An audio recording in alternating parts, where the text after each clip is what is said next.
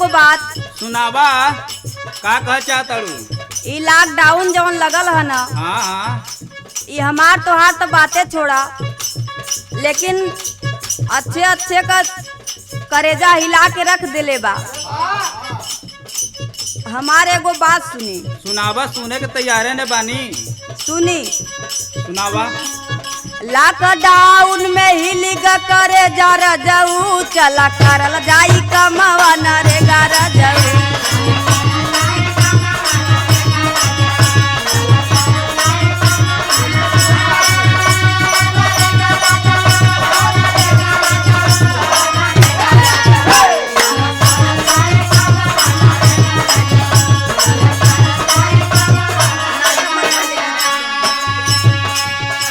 अच्छा, नरेगा के झमेला में हमके फंसावे चाहतड़ू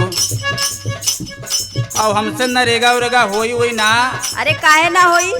अरे हमार तब परदेसा निकला, लेकिन कोरोना आए के हम लोग के बैठमाने धरा दिले। लेकिन बात हम बतावत है। बताई बताई। निकरा है परदेस भर जे बरानिया, ऐसन बजर पर तोहर नरेगा रानिया।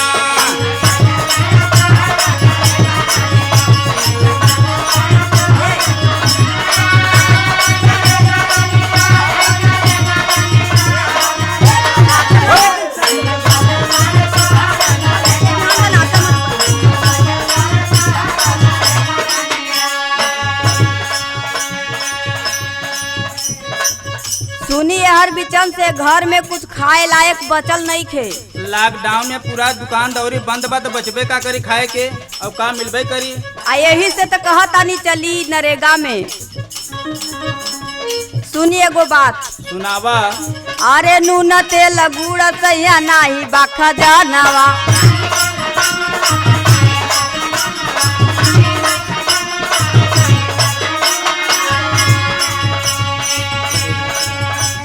बेटा बेटी कैसे सैया करी है भोजनवा।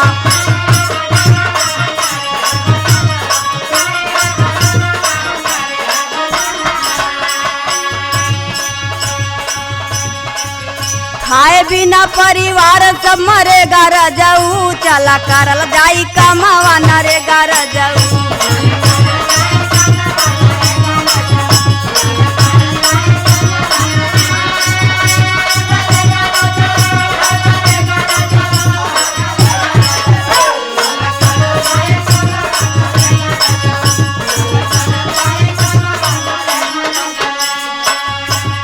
देखा, लॉकडाउन में नरेगा चलाता, मालूम बा कितना मेहनत करे के पड़ेला?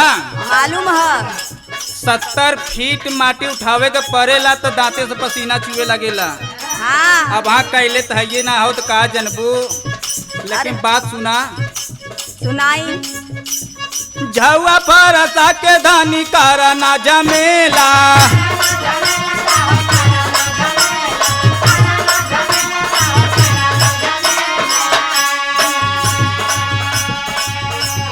अपने समय पर पैसा ना मिलेला।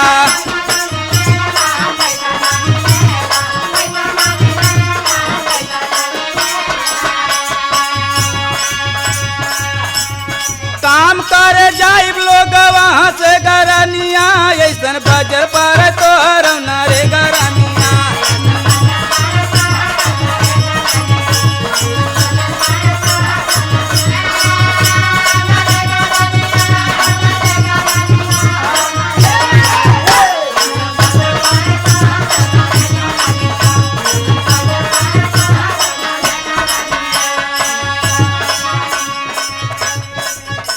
अच्छा सुनी जी। सुनावा। रोज रोज सुनते तो बानी तोहार। ए नरेगा में हाँ?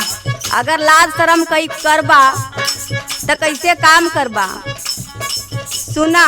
सुनावा। हरे लाज शर्म छोड़ा कर पेट के फिकरिया।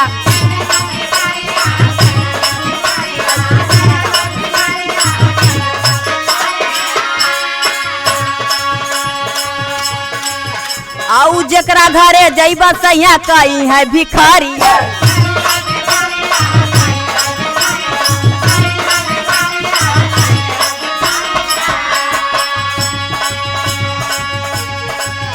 बिना अगिया के घरवा जरेगा रजऊ चला करल जाई कमावा नरेगा रजऊ।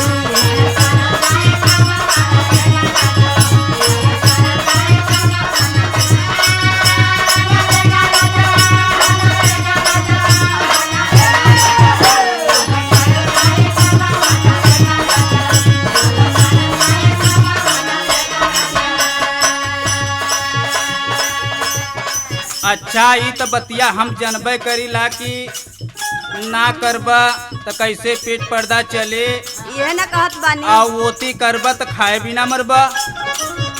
लेकिन हमरो बतिया सुना। सुनाई।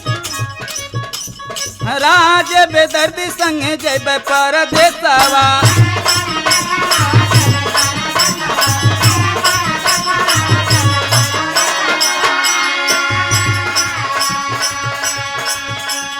जानन कुल संग सब कलेसवा।